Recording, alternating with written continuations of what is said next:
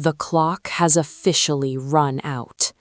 At exactly 12:01 a.m. this morning, the United States of America entered uncharted legal territory. For the first time in the history of the Federal Bureau of Investigation, a sitting director is facing the very real, very immediate prospect of being taken into federal custody by the U.S. Marshal Service. The Epstein deadline has come and gone. The 20th of December was marked in red on every calendar in the Department of Justice, a day that Judge Richard M. Berman explicitly defined as the point of no return. FBI Director Kash Patel, appointed to bring transparency to the deep state, now finds himself accused of the very same obfuscation he once campaigned against. The tension in Washington is so thick you can feel it through the television screens. Federal marshals are reportedly on standby at the SDNY headquarters, waiting for the signature that will change the course of American history. This isn't just a procedural hiccup. This is a full-scale constitutional meltdown. Will the director of the FBI be led out of his office in handcuffs? We are in the final hours, and the fuse is burning short. Imagine the silence in courtroom 17B of the Daniel Patrick Moynihan United States Courthouse. It is a silence that screams. Judge Richard Berman, a man who has spent decades presiding over the most complex criminal enterprises in the world, did not blink when the midnight hour passed without the delivery of the unredacted Epstein flight logs and the Black Book archives. Those close to the proceedings describe Berman's demeanor as vocal ice.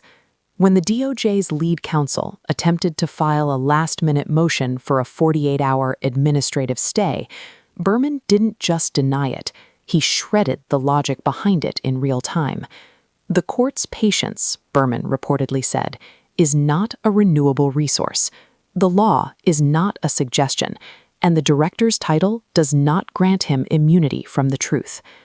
Eyewitnesses in the hallway saw DOJ staffers scurrying with frantic energy, their faces pale, eyes darting. They know what the public is starting to realize. Judge Berman is prepared to invoke the inherent contempt power of the court. This means no more fines, no more sternly worded letters. It means a cell. It means the physical seizure of the director to compel the production of documents that the American people have waited over a decade to see. But why the defiance? Why would Kash Patel, a man who built his reputation on declassifying everything, risk his freedom and his career to keep these specific files under lock and key?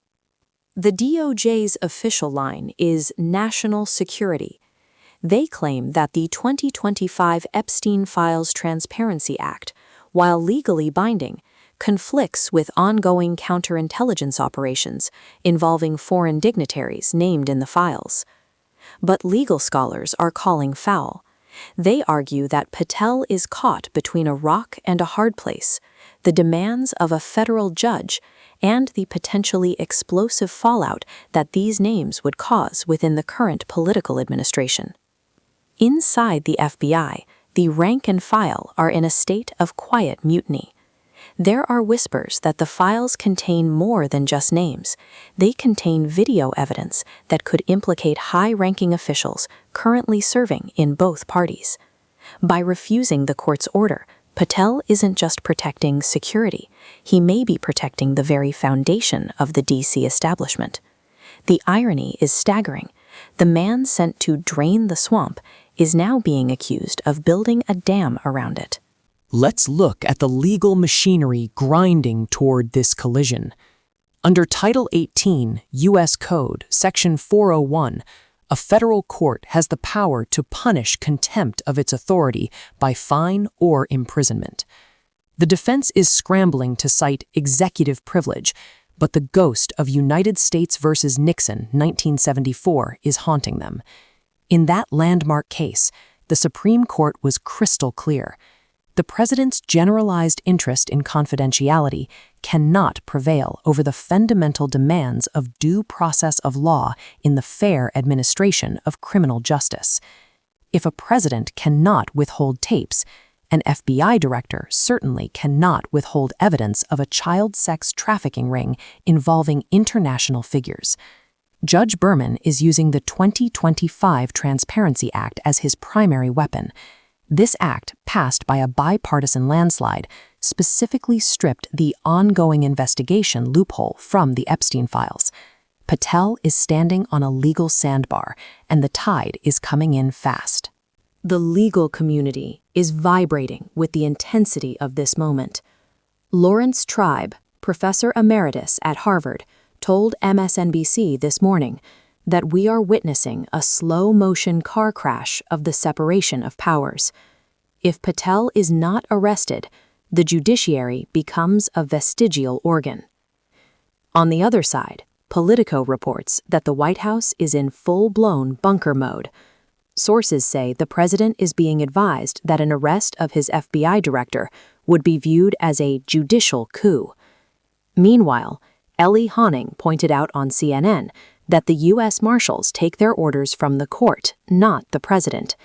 If Berman signs that warrant, the Secret Service at the FBI building will face a choice. Do they stand aside for the Marshals, or do we see a physical standoff between two arms of the federal government? This is what experts are calling Watergate Plus. In 1973, it was about a break-in and a cover-up. In 2026, it is about the most notorious sex trafficking operation in history and the government's refusal to let the victims see justice. As we speak, the sun is rising over a Washington, D.C. that looks the same as it did yesterday. But beneath the surface, everything has changed. The final hours are no longer a metaphor. They are a reality. If Kashad Patel is taken into custody today, it will be the most significant law enforcement action in the history of the American Republic.